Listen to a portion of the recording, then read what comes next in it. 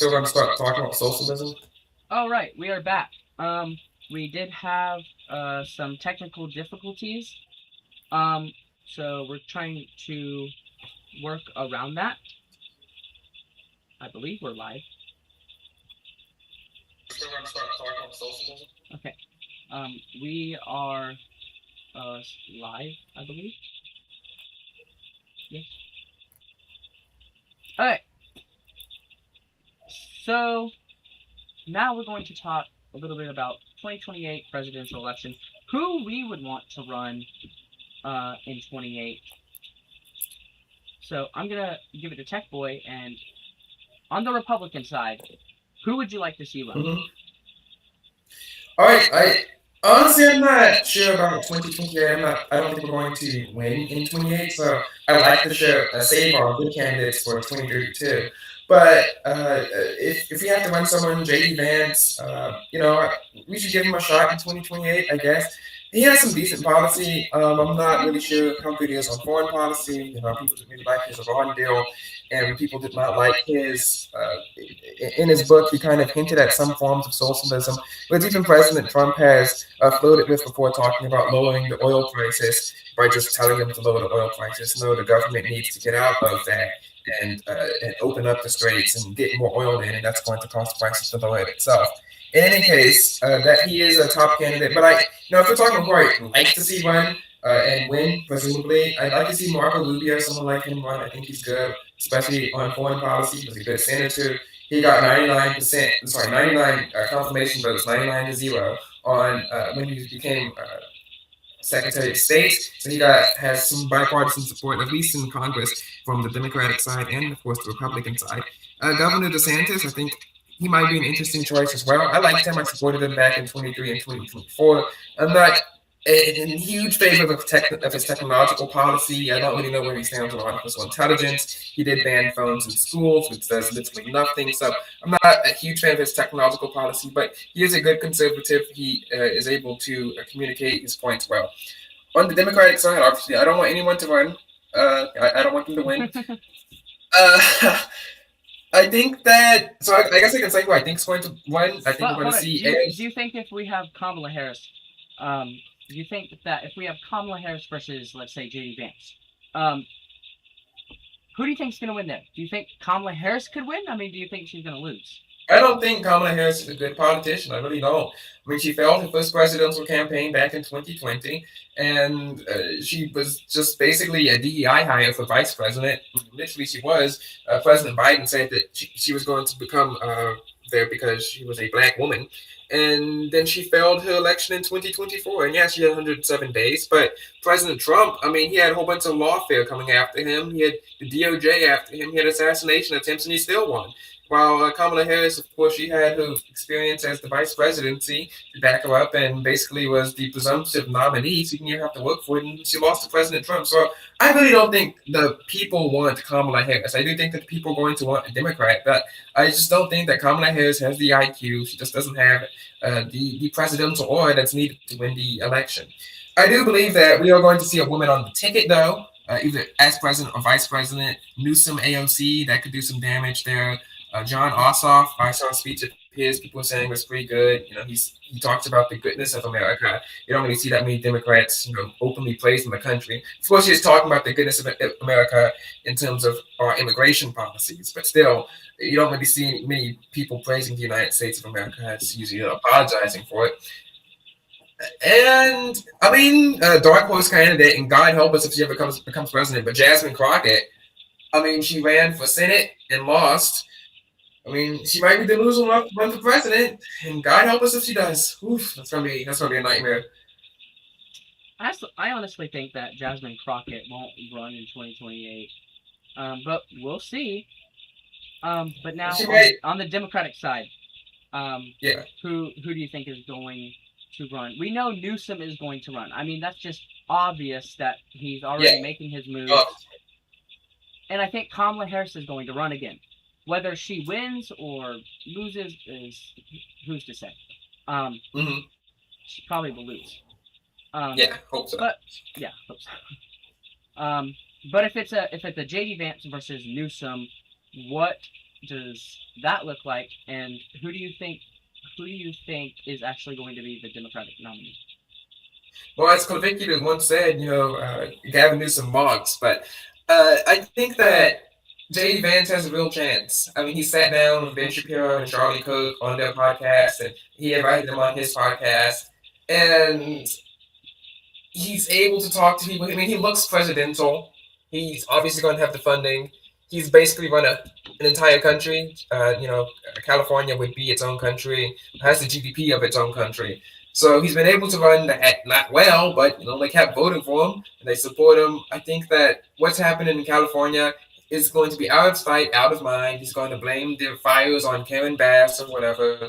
He's moderated on the transgender issue, and we just got a quote ruling from the Supreme Court saying that men can't play in women's sports. So he's going to be like, okay, we're just going to respect the law as it's written. He might drop some support for the LGBT community and speech. Obviously, he's going to be a huge LGBTQ advocate if they're able to take the White House. He does have some capitalism tendencies. He's not part of the DSA. He's what we consider the moderate Democrat, and I do think that is what people are going to want compared to someone who's tied to the Trump administration. For the past 12 years by this time, you're going to be hearing about President Trump since 2016, and then, of course, into the 2020 election, and then into the 2024 election. People are just going to be tired of Trump. The economy is probably not going to be the best. They're going to be tired of, the Iran war, if that's still going on. And right now, I mean, if you want to look to that, we're going to get cooked in the midterms, unfortunately. So President Trump might end up being a lame duck president. And then you're going to have a lame duck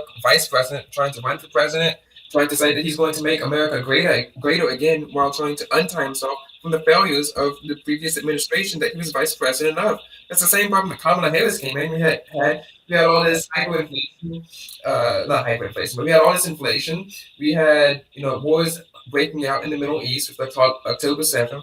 The Ukraine war was nowhere to be solved, and obviously conservatives are being locked up by Biden's DOJ and FBI. She can't say, "Oh, I had nothing to do with that."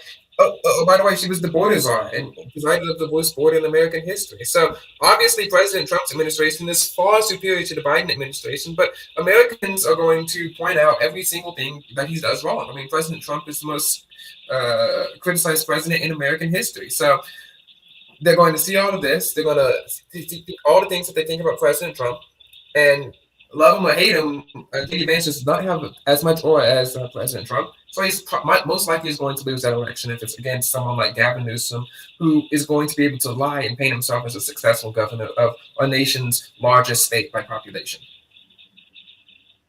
Yeah. Okay, so this isn't getting enough attention, but there's a man running in the Republican primary for 2028.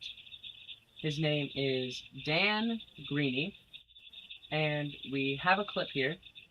So I'm going to pull that up real quick, and I'm going to watch that.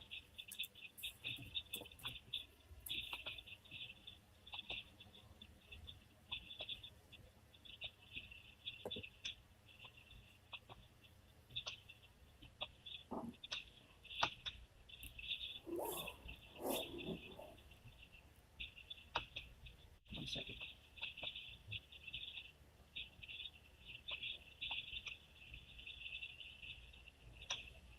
All right, here's that. I'm Dan Greeny. I wrote the episode of The Simpsons that predicted the Trump presidency. Now I'm running for president. It sounds crazy, even to me, but it's true.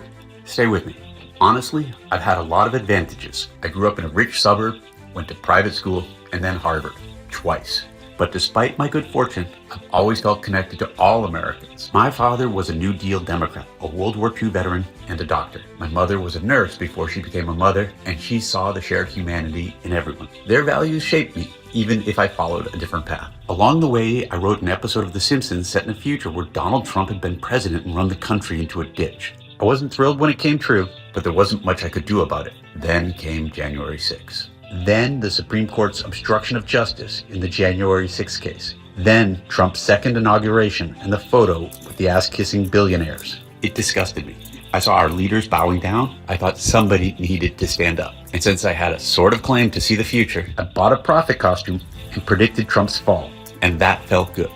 It felt better to be fighting to save America than hoping somebody else would do it. So I decided to go all in and run for president. It's a big swing, but I think it's the way I can have the most impact. If we're going to return to democracy, we need to restore the rule of law, starting with reforming the Supreme Court and insisting on accountability for Trump administration lawbreaking. If we don't impose consequences now, we can look forward to it happening again. And as we restore our democracy, I will pursue policies that reflect our shared values and needs, including universal healthcare and the Green New Deal. To do this, I'm running as a progressive Republican in the tradition of Abraham Lincoln and Teddy Roosevelt. Restoring democracy is going to take the united American people, and that means talking to everybody. Running as a progressive Republican gives me a way to start building a coalition to restore democracy. And the lane isn't exactly crowded. It's a long shot, but I see a future where Trumpism has been defeated, our polarization is moderated, and we create an America that works for all. And I have a pretty good track record on seeing the future. The probability of me understanding this is 0. You should AI that with Copilot. Explain it to me like a...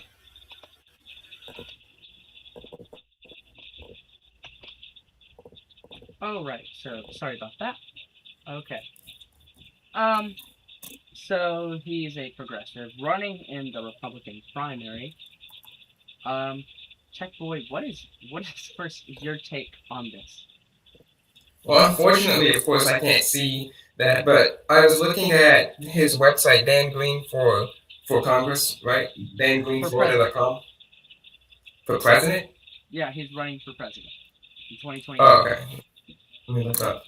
So you can talk about him first because the clip didn't play on my end. So he's a progressive running for the presidency, running against... Dan Greeny? Dan Greeny. He was also a producer for The Simpsons, or screenwriter. He predicted that Trump would become president. Now he's running for president because, I mean, I don't know. He's like a Democrat, you know, like he hates Trump or whatever. And now he's running as a progressive in the Republican primary. So your thoughts on that?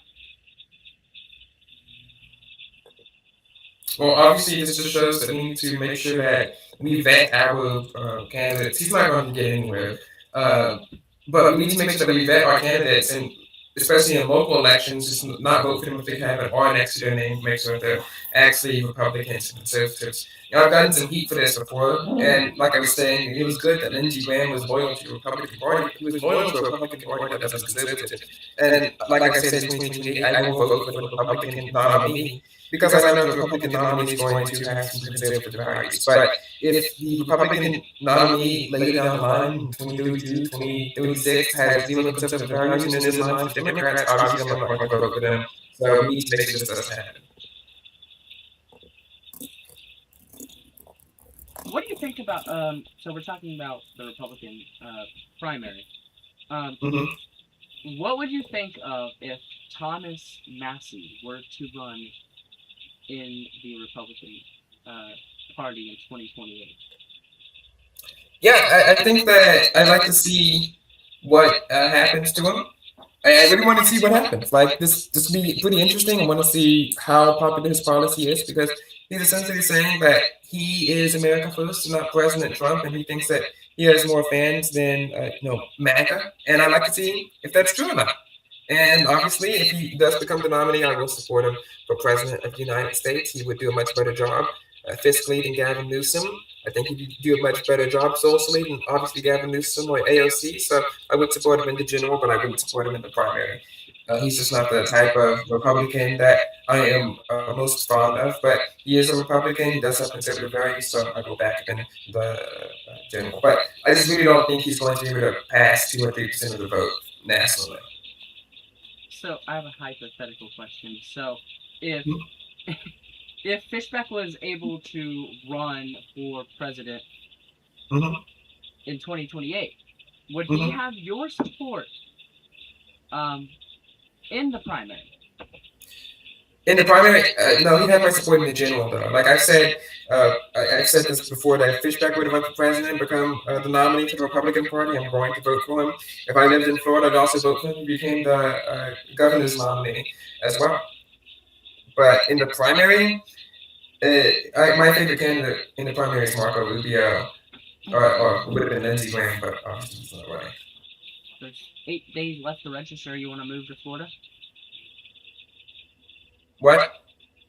There's 8 days left to register to vote here in Florida. You want to move?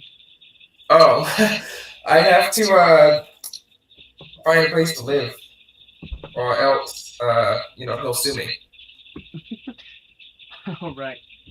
Well, thank you so much for watching this on Conservative Circle. If you're new here, please like and subscribe. We have more coming. This is kind of a new setup for us, so we're trying to figure everything out. But thank you so much for watching. Thank you, TechBoy, for being here. All right. We hope to catch you on our next episode, which airs on Friday. Thank you so much for watching. Click that like, and subscribe button.